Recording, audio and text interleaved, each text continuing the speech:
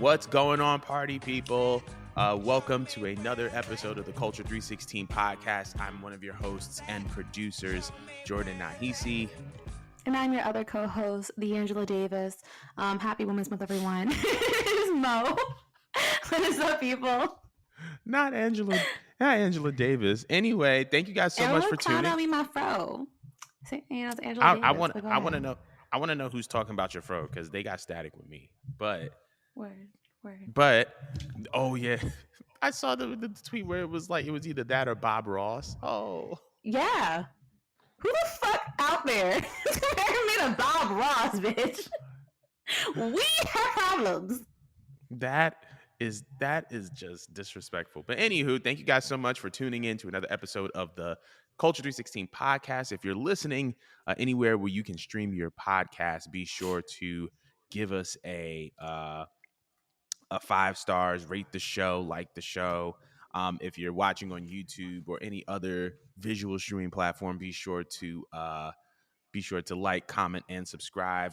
We're not going to waste any more time. We're going to get right into it. So, first things first, as we approach WrestleMania 39, reports have begun to circulate that Triple H is looking to make the WrestleMania card smaller. That's right. Triple H wants less matches on both nights of WrestleMania. So I want to know, do you agree with this move or do you not agree with this move?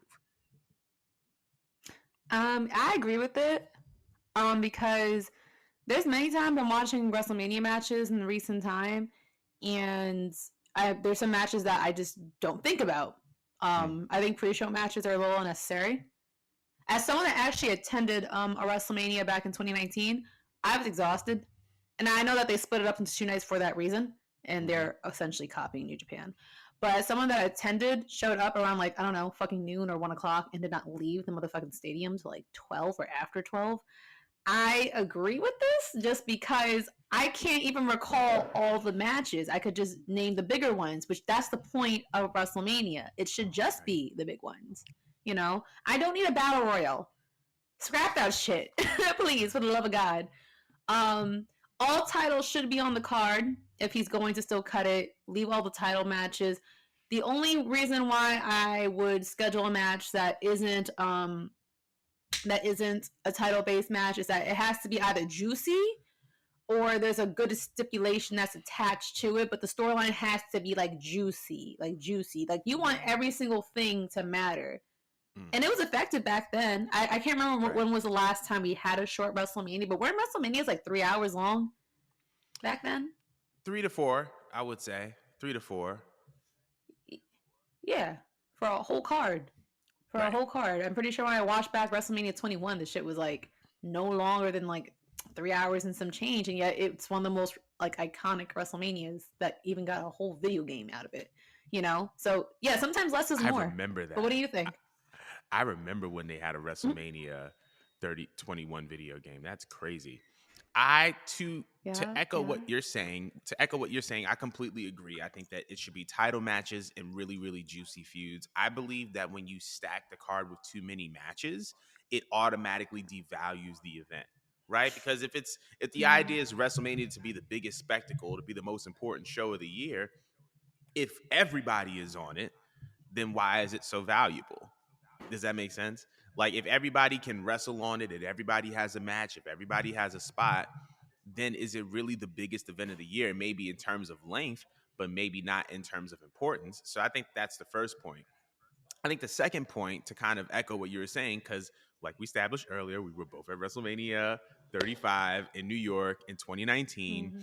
And I was there from me, Angie, and Nora were there from 2 or 3 until pretty close to midnight.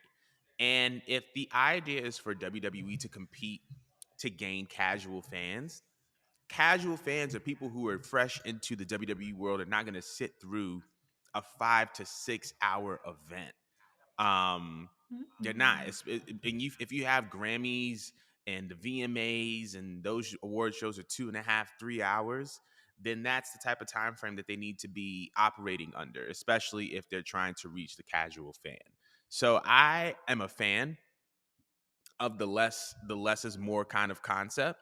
also, when you think about it like this, a lot of the shows that we have stand over in wrestling over the past, you know, I would say 5 to 10 years have been, I would say like a good show that we stand over is like NXT Takeover, right? A lot of those times, 5, 6 matches on the card at best, but they were some of the best. Sometimes it was even like 4 or 5 matches, but that made every match more memorable. You know what I mean? And it made the experience that much more enjoyable, if that makes any sense whatsoever. But I agree. I think that Hunter I have a should go with this. question. Yeah, Um, no, do you think that they did that to maybe like pander to the wrestlers by any chance? Because everyone back then was fighting for to ultimately get that WrestleMania paycheck. That's a fat paycheck back then. I'm yeah, not sure if it's different now because we did have a discussion before about pay-per-view payouts.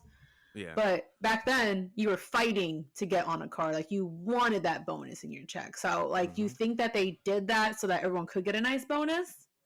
And do you think we're taking away from that if we cut down the card? I think that uh I don't think that we're taking away. Well, you may take away from that because if you're cutting down the card, that means less people are competing. That means less people are going to be getting those bonuses if there are bonuses being distributed. Um, but I think it's one of those like, look, listen, Hunter has always been one of those like, dog, if you want to get on this, you got to work for it.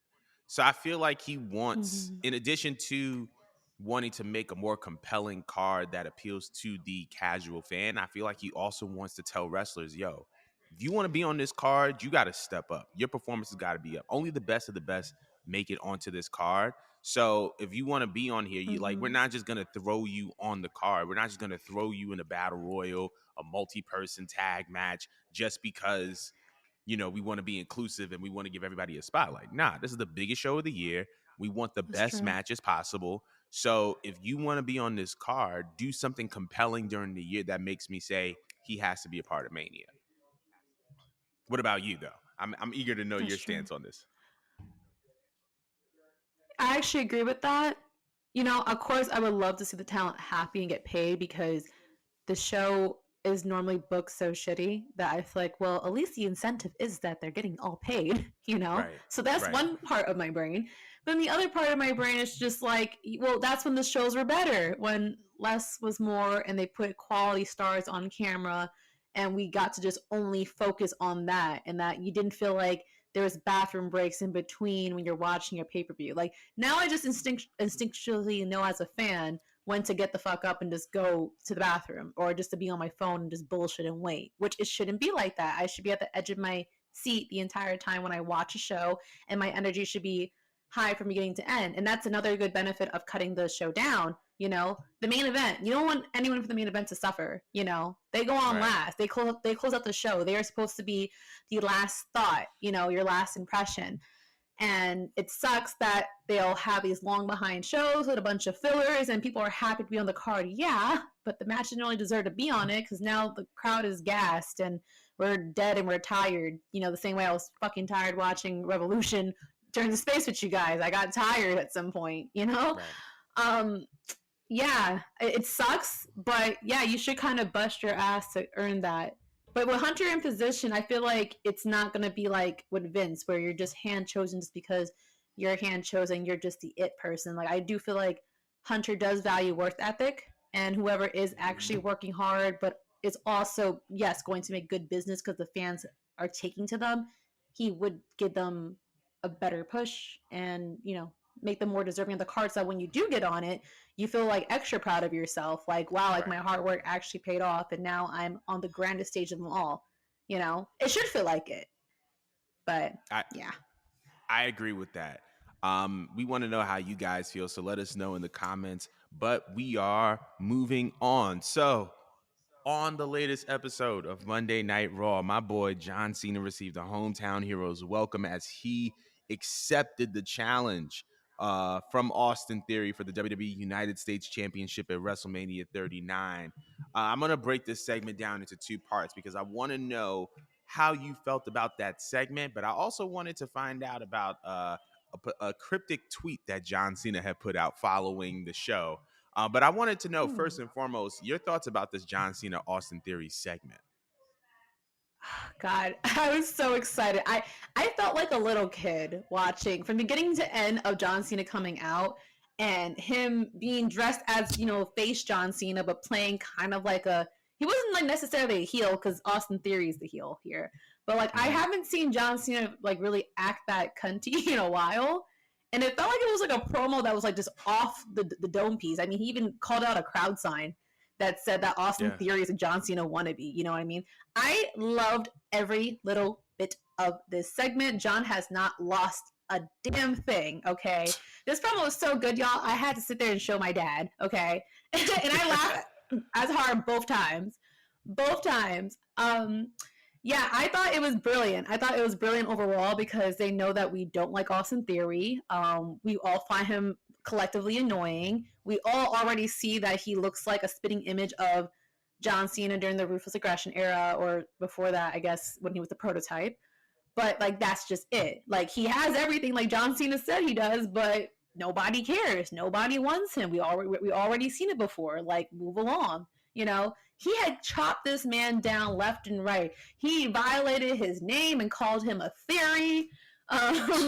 He sat there and told this man that whatchamacallit, he had sat there and ripped on this man's looks, had ripped on this man for basically saying, like, without me here, whether you win or you lose, like, you still lost, bro, because you got to deal with them and walk out on a Monday night, which I'm like, ooh, like, he's right, though. Because, like, the crazy thing is that this man accumulated a lot, and we still don't care. Like, he won the Money in the Bank, and you would think that by now there would have been some turnaround with him having that, and we would have cared at some point. We just don't care for him. And I like the fact that they're paying attention to what the fans think in social media, and they're bringing all those comments from that to the screen. John Cena's like he may not post too much on social media, but he did mention that he's always watching. So I feel like this is like all driven by him, this whole promo, this whole setup, that he wanted to bring that to light, because that's like the easiest way to get us on your side. Outside the fact that you are John Cena, like that's the best way to make us care about this match. Because I did not care for this feud. I wanted Carmelo Hayes and John Cena. Same. That's what my heart wanted, But now I'm invested because you brought some realism. And I like the fact that they had John Cena chew him out and basically just say, "Yeah, kid, you're not ready." But barely let Austin Theory get a word in, because we didn't need any of that. He came in. It was Boston. They ended a John Cena night, a 20-minute John Cena promo, and it got me hyped.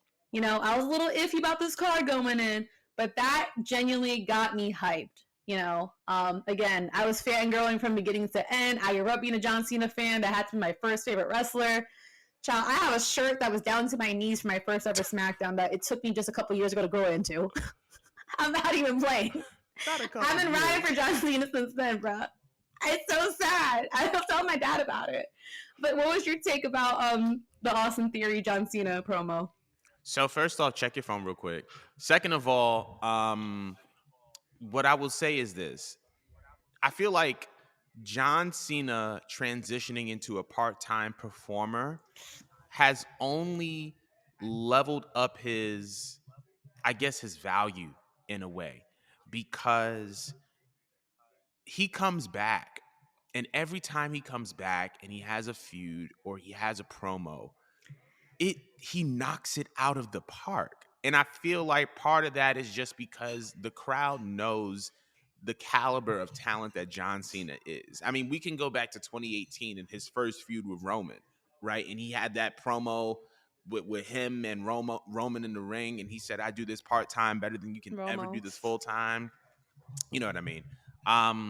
Then he comes back when he's in like his little bloodline reign, and he says, like, all I have to do, like, you're gonna beat me up, you're gonna chew me up, you're gonna spit me out, but all I gotta do is ping you. All I gotta do is just do 1, 2, 3. It's weird because he kind of takes the elements of a heel, as you said earlier, and integrates him into this face character, because he just takes like these little kernels of truth, and that is the driving point of the feud. So now the fact that he pointed out, and the fact that it was in Boston and it was John Cena, like, if Austin Theory tried to get a word in, he was going to get booed out of the arena regardless. So you might as well just make it all Cena, have him do what he did and just put him in a position where now Austin has weeks to respond and he could build up his importance and build up his value because of what John Cena said in Boston. So, man, like, everything that you said was true. I'm not even going to echo it because of the fact that it's all true and I would just be, beating a dead horse. But I think that John Cena being a part-time performer, even though, full-time John Cena we loved and we respected, or at least I did, and y'all, you do. I don't know about the rest of the fans because I feel like people were kind of thinking that his character was a little bit stale. They wanted him to turn heel. They wanted him to get some edge. They felt like he was getting too many opportunities. But I feel like this Mm-hmm. part-time John Cena run that that he's on, it only shows how valuable he is. Cause like you said, he hasn't missed a step. It's not like The Rock where he comes in, he does his same old shtick. He comes in and it's very, very obvious that he studies the product. He's still watching, like you said. He's still watching, and Mm-hmm. that's the reason why every time he comes back, it feels fresh. Cause it's not like I'm just gonna say the same line that I did 10 years ago. It's like, no, no, no. I'm going to say something that resonates now because I've been watching. And so I just think that that's super important and I think that's super important and super prevalent. Now, the other thing that I was going to ask you about, because he put out a tweet, I think the day after, and he said, it was him retweeting the video of his entrance in Boston. And my God, the pop that he had gotten was insane. And he I see said, that. this was one of those moments where I walked into an arena and didn't know if it would be my last time. So now the next question is, are we on the horizon of a John Cena retirement? Stop. You're gonna break my heart. First of all, the bald spot breaks my heart because you know how hard it is to watch this man as a little kid and you watch him just slowly go bald. It was hard for me to watch Shawn Michaels go bald. You know, Mm-hmm. Triple H, he has a good head to go bald, so like I was able to adjust. But John Cena balding, that did a lot for me. And then Austin Theory had to point it out, and I'm just like, no, don't fucking remind me, bro. Right. Like, you know, like my hero is aging in front of my eyes. And he's just like the last of the greats. To be Mm. honest, don't get me wrong, I see the new guys trying, but there's never going to be another John Cena. I mean, Bianca is like another John Cena, but there'll never be another John Cena. You Yeah. know, so to hear the days that like he's like never coming back, like he's never gonna put in a match, he's never gonna come in to do a promo, that sends chills down me because I'm like, damn, A, I'm getting old. But B, it's an end of an era. Like a lot Yeah. of people that watch wrestling, if you tell them name 5 wrestlers off the top of their head, whether they watch it or not, you could ask a stranger off the street. Yeah, they're gonna say The Rock, Stone Cold, Undertaker. John Cena's somewhere on that list. All right, he's somewhere on that top 5 list. Everyone knows his theme song. Everyone knows the looks, the jean shorts, the cap, the graphic T-shirt or whatnot, hustle, loyalty, respect. You can't see me. Everyone knows that this man is WWE. So I mean, if that is his retirement match and it's against Austin Theory, I'm gonna be pissed. I'm Mm. gonna be pissed. I'm invested, but I'm gonna be pissed because he better bring his ass back for Carmelo. Mm-mm. He needs to bring his ass back for Carmelo Hayes. I will not settle for it. Okay. We will all bully him. All right, John, you hear me? I will bully you until you come back and you give me that match against Carmelo Hayes. I'm not playing Not, with you. not the bully, not the Edge fan bullying Cena. Oh yes. Oh yeah. We'll run it back. We'll run it back and I'll slap your father. No. No. But I was gonna say, you bring up valid points, and I think the other person on that list, because you mentioned The Rock, Stone Cold, John Cena, Randy Orton is another person on that list, and he's for the last 20 years he's been kind of like the Iron Man of WWE, and to see him kind of like sidelined with this injury for a longer than normal time, I think is the sign of the times. Like, I think that he could, obviously guys are still great. Randy Orton's a GOAT. John Cena's the GOAT. But I feel like it's one of those things where it's like you're getting older. All these things take a heavier toll on your body than they used to. And now the appearances aren't going to be as frequent. The matches aren't going to be as long, or whatever the case may be. So I Mm-hmm. I think it's a sign of the times. And, you know, how often, when was the last time that we saw John Cena in Boston? Like John Cena do a show in Boston? Like, I don't remember the last time. Even when they were in Boston for Survivor Series, John Cena wasn't there. So it's been at least a couple years since he's, been in that arena. And when you take into account John Cena's new life. He's in acting. He's, doing VO work. He's very, very popular in the mainstream space. Coupled with the fact that WWE has an ever changing and ever evolving schedule, it's kind of like they're in a space where they're kind of growing apart. And those appearances in some of these spaces are going to be less and less frequent. And it makes you begin to question, like, is this the end for John Cena? Obviously, I would love to see him go for another 20 years. However, like I don't know what John Cena's life is like at this point in time. I assume that it's a lot more busy and he can't accommodate WWE the way that he used to, and he's just doing bigger things now. So I think it's a sign of the times, and I think that a Cena retirement is it. He Let me put it like this: John Cena has more days behind him in wrestling than he does ahead of him, and that's super sad considering that I too was a Chain Stop, I'm Gang sad. member. I too had a chain gang chain that looked like the G Unit chain, but that's a separate story for a I stole different my day. cousin's spinner belt.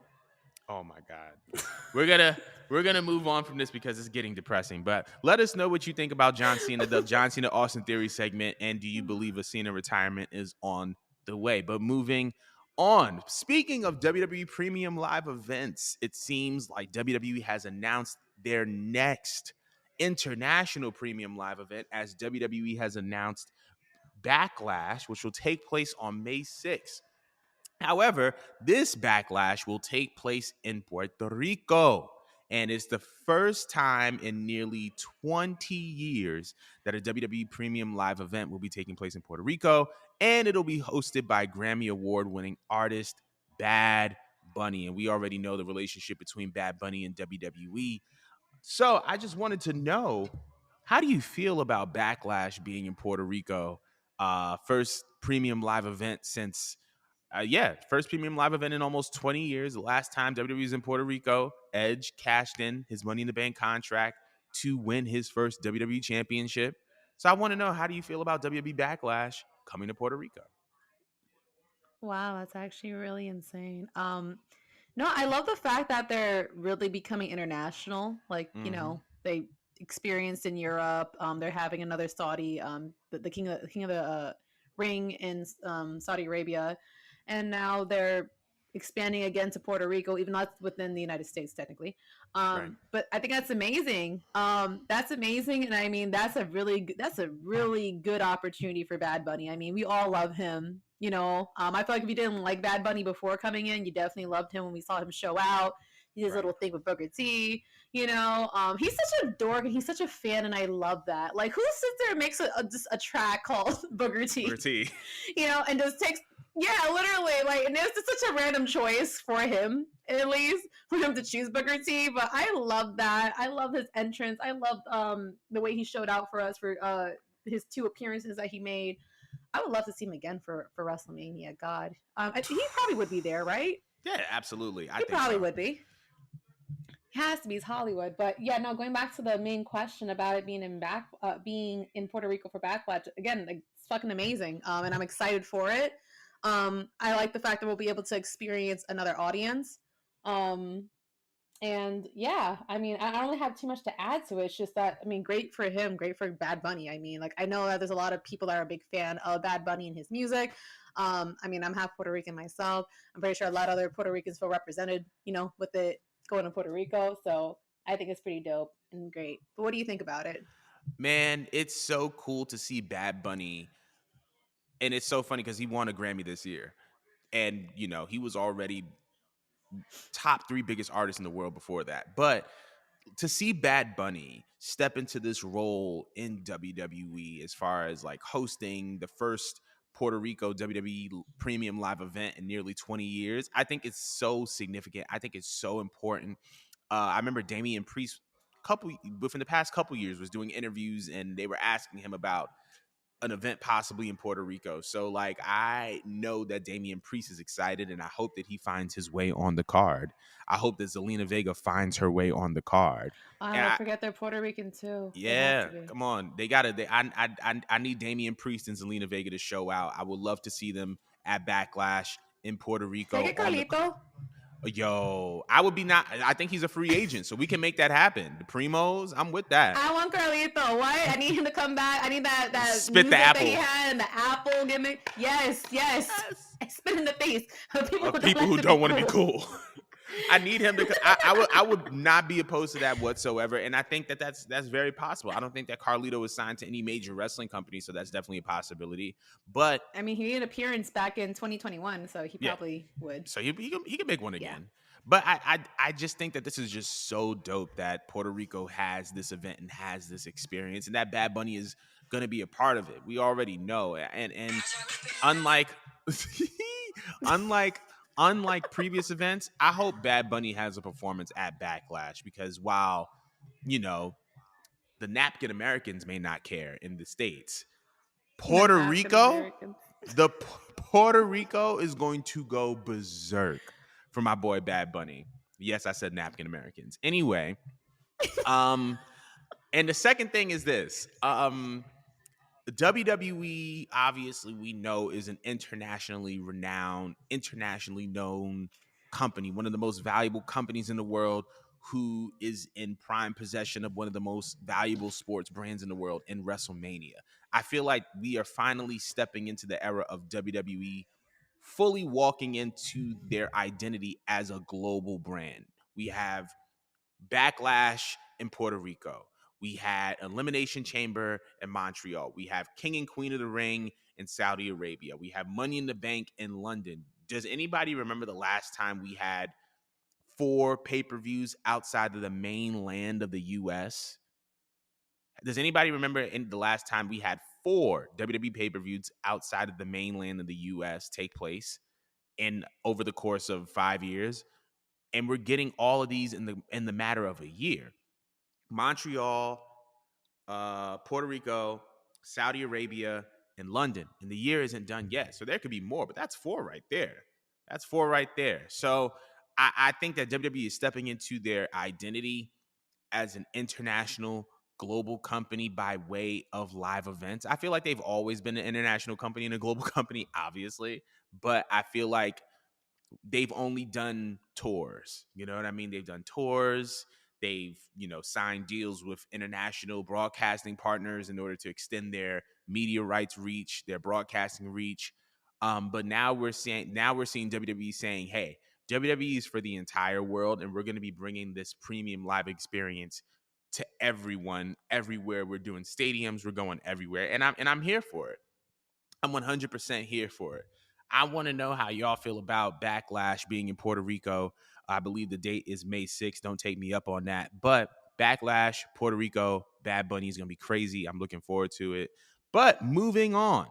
So, contrary to rumors and reports, it looks as if FTR is still all elite. On the latest episode of Dynamite, they responded to the Guns' somewhat open challenge.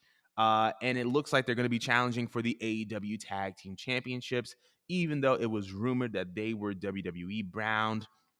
On a recent episode of the FTR podcast, Dax indicated that they had taken the time off to heal and that their contracts would still be up in April. So, with that in mind, how long do you envision FTR being in AEW? Do you think that they're going to extend their deals? Do you think they're going to be moving past April? Or do you think that once their deals have expired, more than likely they're not going to be in WWE? I mean, in AEW. My bad. I no, you're good. You're good. Honestly, I think I could see them going to WWE regardless and ending on good terms and just doing what they have to do because like they don't really have very much to accomplish in my personal opinion that I want to see with AEW. That unless like I don't know, you're going to split them, which I doubt they're going to split them, but I don't feel like they're going to do anything promising with them as being tag team champions. And if you're telling me that like their contracts are up in April, I know they're not winning that shit. So I mean, if they did, then obviously that's a sign. That's a sign that maybe like Tony Khan's like, oh, like, if please stay with us longer, I'll give you guys the belts. But it shouldn't have to take that. I mean, they're like one of the best tag teams on the planet. Mm-hmm. So why go about that route? On top of that, like there's more expansion, like you just said, with WWE. There's just more to do, more to accomplish now. And they could go over there and help out the same way like the New Day is like helping out with NXT and stuff like that. Like they could really go anywhere and be valued and be held to a higher caliber. So I would prefer if they did just like bounce back to WWE and just, go with it, but just end on good terms because you never know what's going to happen with wrestling companies. But Right. I just don't personally think that Tony Khan has been utilizing them properly. So if they wanted to just leave and just go get an easy paycheck and just kick it with Hunter, because I know they have a good relationship with him, Yeah. that's at least what I would do. What do you think? I agree. I think that they came back. Dak said that, nothing has changed as it pertains to their contract status, that they're still planned to expire in April. And I think this is just a time to do good business and to, do good business and to also go out on the correct terms. I feel like the Guns are a great heel tag team. I really enjoy their ascent in AEW.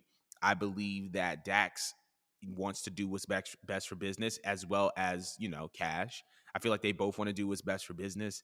And I think that they're going to, put the Guns over and then head out. But, needless to say, I feel like what they've done since leaving WWE is the equivalent of what Cody has done or the equivalent of what Drew McIntyre. Actually, I take that back, not Cody, because Cody started the whole company.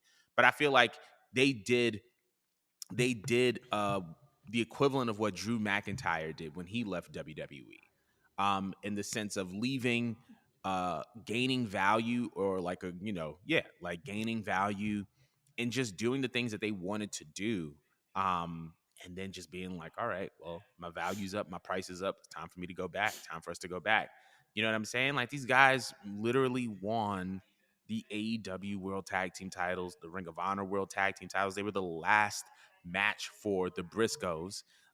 They won the IWGP World Tag Team Championships, and they were able to have matches against guys like United Empire. They won the AAA Tag Team Championships.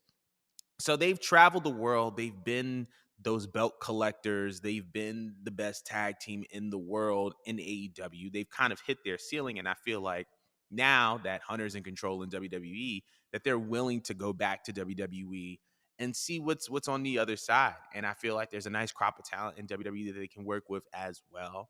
And there's a power structure that is conducive to Dax, to Cash. Obviously, they have positive relationships with Edge.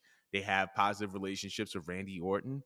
And I would love to see FTR and Edge do a nice little 6-man tag. I'd love to see FTR and Randy Orton do a nice little man tag. It don't got to be nothing like long committal type of situation, faction type of situation, but it'll be fun to watch.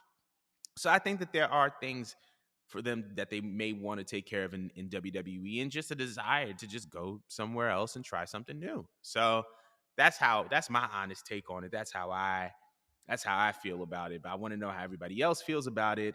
Um, is FTR leaving AEW after their contract expired? Let us know in the comments. But we will be moving on. So speaking of the Pinnacle, it looks as if the former leader of the Pinnacle, Maxwell Jacob Friedman, is seeing some fierce backlash over his spot at AEW Revolution during the 60-minute Iron Man match with Bryan Danielson. He ended up going ringside and throwing some form of drink in the face of a child. We don't know if that was just water, if it was an actual alcoholic drink. So I'm not going to sit up here and lie to y'all and say that it is. But then the internet exploded. And there were people that said that he was just being a heel. And then there were other people that were just saying that he took it too far. So I'm going to ask you the same question. Was MJF being a good heel, or did he take it too far? I mean, he's always doing rude shit. You know what I mean? Like that's kind of like the base of his character. He's not supposed to be likable, and he's done, in my personal opinion, a lot worse. Mm-hmm. Um, And I guess people feel bad because it's a little kid. I mean, my biggest ick is that it's a little black boy in the front. I don't know if he was an MJF fan or not, but that'd be really sad if your mom got you those tickets and you're really excited for that match, and if you particularly like MJF and he did that to you.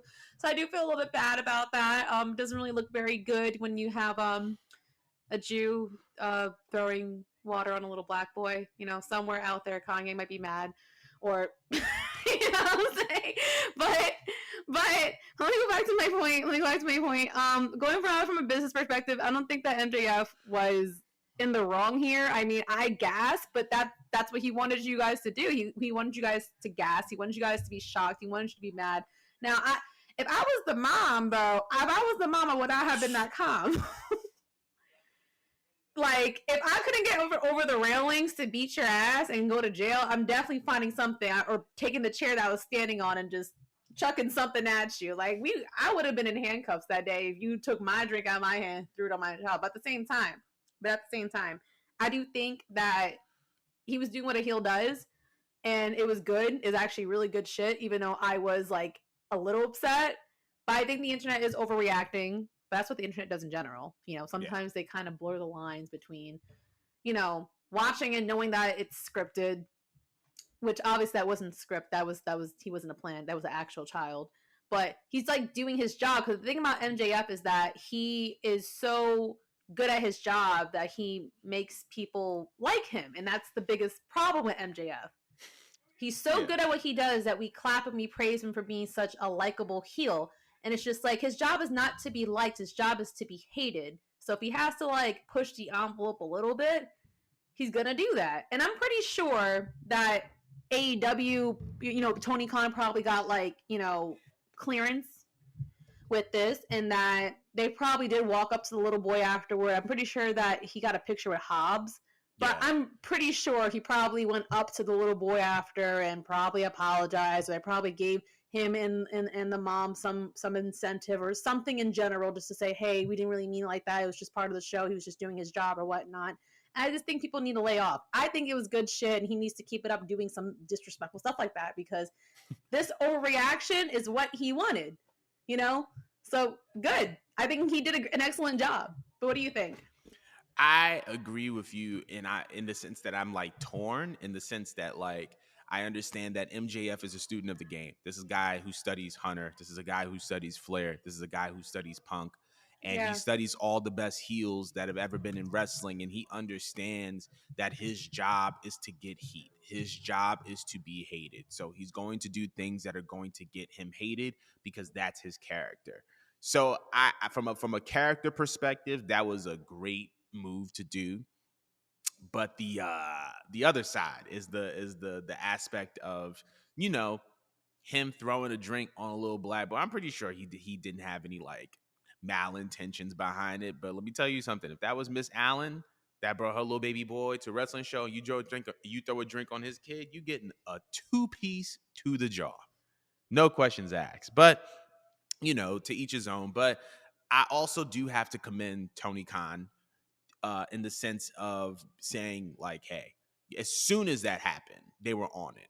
They already had it looked like they, had a plan in place. They had people that were around that wanted to make this kid's day. And I think that's very, very commendable of Tony Khan for leading that effort, and for the other wrestlers in the back that were willing to be a part of an experience to kind of help salvage whatever MJF was trying to do. So I'm a little torn as far as if it was wrong or if it was right. However, I do understand both sides, and I do think that both parties were able to kind of benefit from everything in the end, based on the fact that MJF ended up getting more heat, and that the boy had some form of, some type of reimbursement via his experience. He I'm probably pretty got sure free show they tickets. probably got. I think he did. I'm not completely sure, but I think he got free show tickets. He got a picture with Hobbs. He got a chance to meet Tony Khan. Like, bro had his night made outside of the drink being poured on him. But I do wanna move on. Let us know if y'all believe is MJF being a good heel, or was the internet just simply, is MJF being a good heel, or is the internet overreacting, or was he actually in the wrong? Let us know in the comments. And speaking of backlash and speaking of AEW, it leads us to Ricky Starks.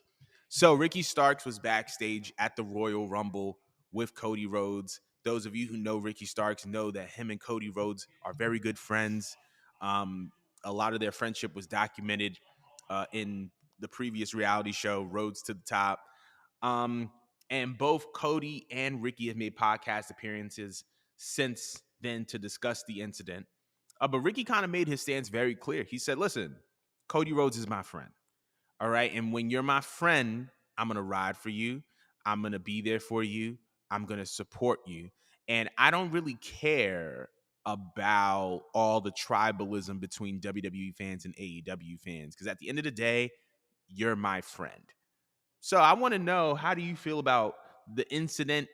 Should it even be an incident in the first place? Like, what's your take on Ricky Starks' kind of comments? All that. I want to know. He sounds like a level-headed adult. Yeah. This little war between AEW and WWE, that's just like for the fans. And that's like more so like the insane fan that still think that this is like WWE or WWF versus WCW. Like it's not that. Maybe it is for like the companies themselves, but like the talents themselves, they're just regular ass people that grew up watching wrestling this like you and I, but they're in the business, they're in the know, and their friends are everywhere. Like they came up on like the indie circuit and shit, meeting Right. all types of people, all types of friends that are dispersed everywhere. You know what I mean? What company that they're designated in will not dictate their friendship. And I find it weird that he would even receive this type of backlash, considering that y'all see Bailey and Naomi travel for Sasha to New Japan. Now, granted, I know that WWE and New Japan aren't against each other, but New Japan collaborate with AEW. Therefore, if you guys are going off of this whole war theory, shouldn't you not like them because they're on the quote unquote opposing team if they go travel across, continents?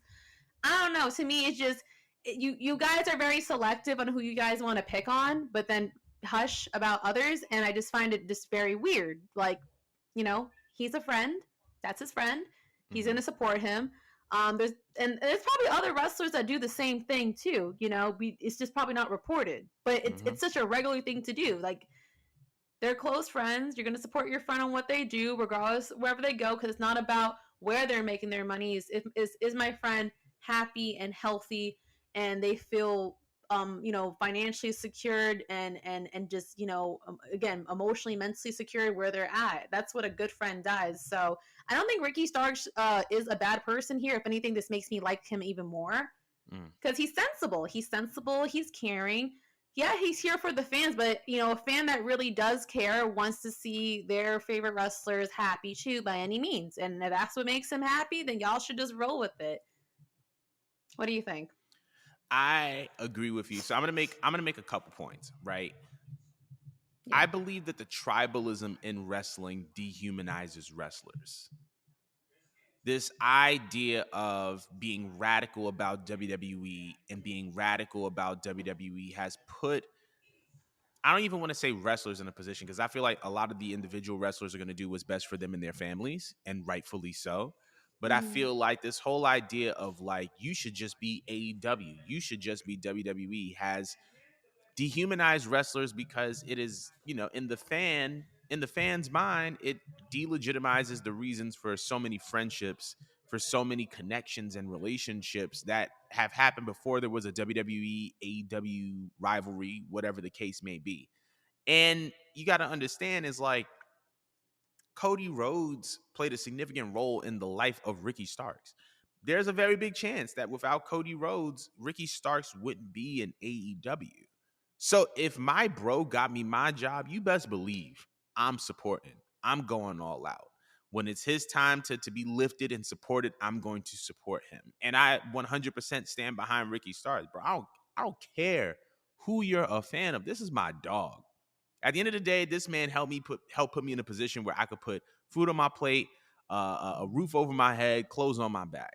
So if it's time to support him, I'm going to support him. And I just think that ultimately we just have to keep that in mind, that this, I feel like this incident overall just shows how toxic the tribalism in wrestling is. Because like you said, why can't people just support people and it not mean anything more? Like we saw Bailey and Naomi supporting Mercedes. And I feel like this got a little bit more backlash. I feel like this got a little bit more backlash because um, Ricky Starks was getting a big push in AEW. Like obviously he's hot off his feud with Jericho.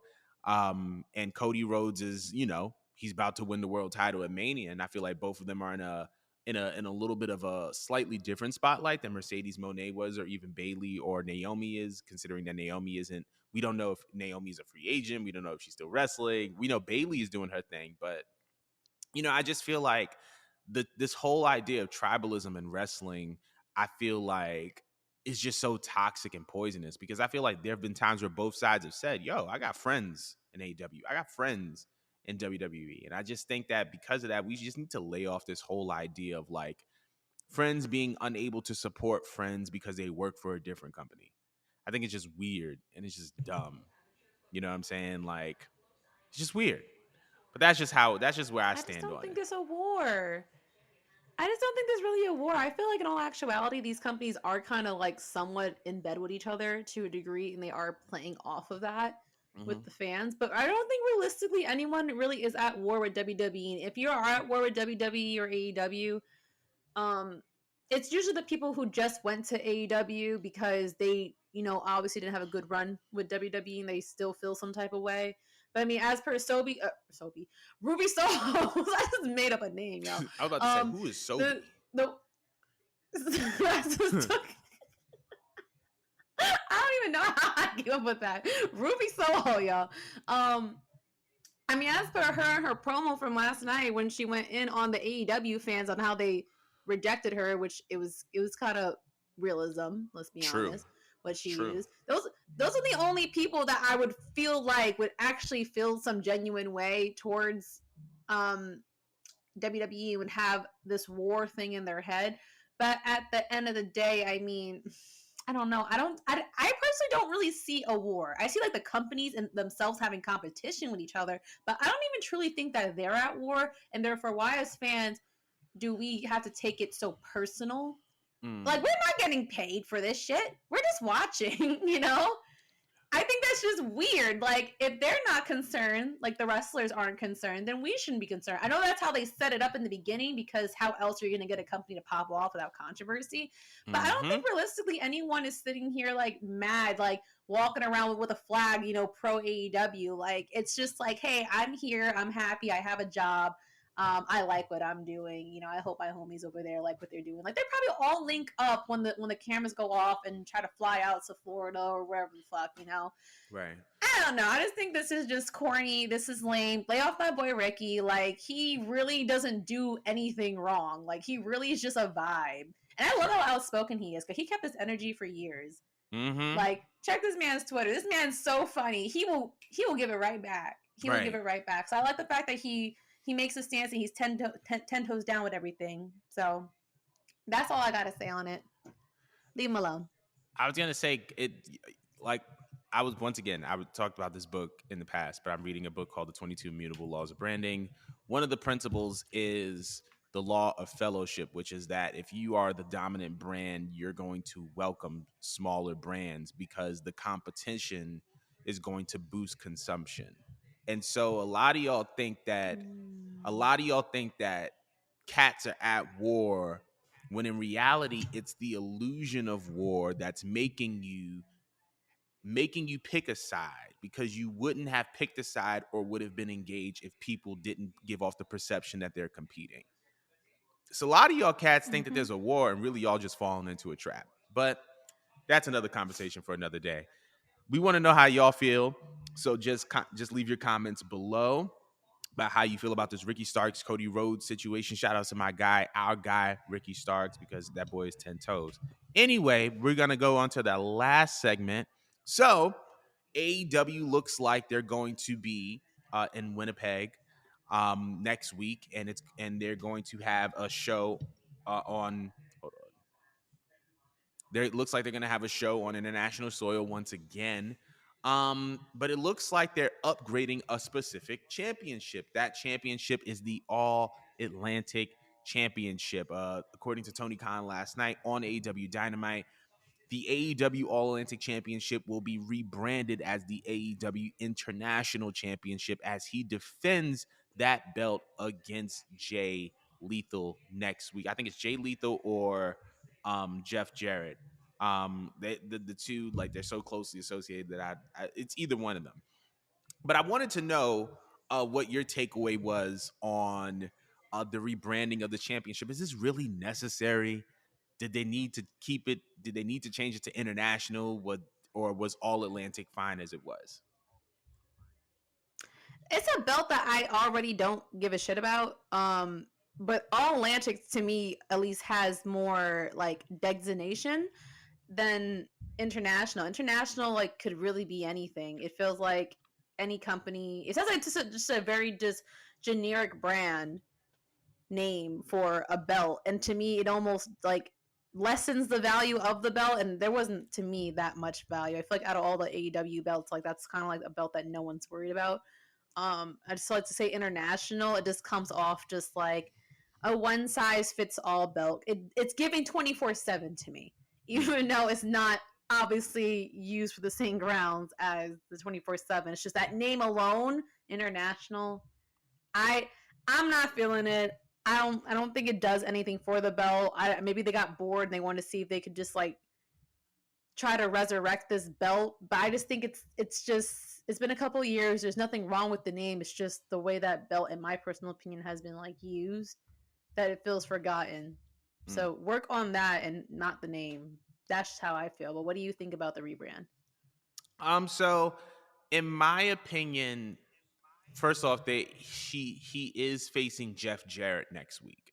Not Jay Lethal.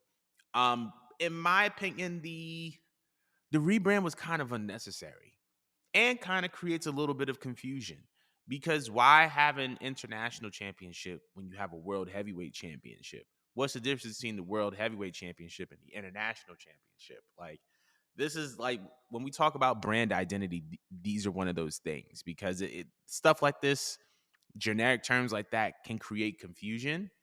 And I thought All Atlantic was just a really dope name for a belt.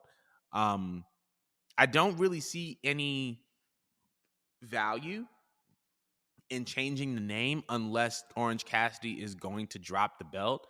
And to be honest, while I love Orange Cassidy, if his gimmick is going to keep the championship in the bag, meaning that it's not visible, I think that may be the best move. I think if you are trying to establish a new championship, I feel like increasing visibility should be an important thing. Increasing visibility of the championship should be an important kind of thing. So you want to, if you're gonna have Orange drop the belt, put it on somebody who's gonna make it visible. And I mean, that's usually just my. Why That's is he really hiding just. it? I think it's just a good gimmick. Him putting it in his bag is just kind of like, it goes along with like his lackadaisical kind of attitude. But it's just like, why would you hide the belt? It's a new belt. You're the. I think he was either the. Why No, work no, no. for something that she don't want to be seen with? That's like getting a man and then posting the picture and putting an emoji over his face. Like, you know what I'm saying? Like, what is the purpose? I'd be so mad if I was Tony Khan as a company owner, if I created this belt for you and you don't even care to hold it, you don't care to represent it. What?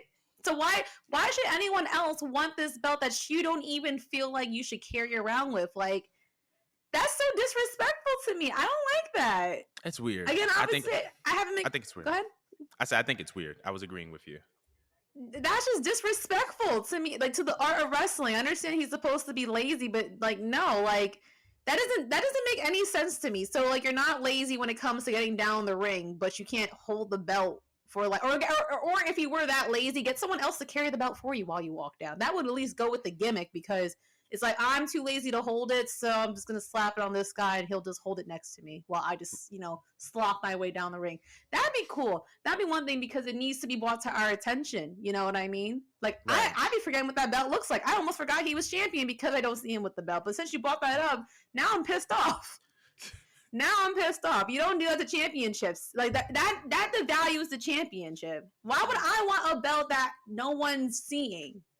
That people haven't seen in God knows how long. That's just weak to me. That's weak and lazy, and they need to fix his gimmick. His gimmick's getting real tiring to me. And we're gonna Very end on tiring. Sorry, go ahead. we're gonna end on that note. Thank you. I mean, we want to know first off how y'all felt about the rebranding of the AEW All Atlantic Championship, and do you think it's necessary? Do you not think it's necessary? Just let us know in the comments. But that concludes our show for today. Thank you guys so much for tuning and tapping into another episode of the Culture 316 podcast, and we'll see y'all next week. Bye, bye, bye, bye, bye, bye, bye.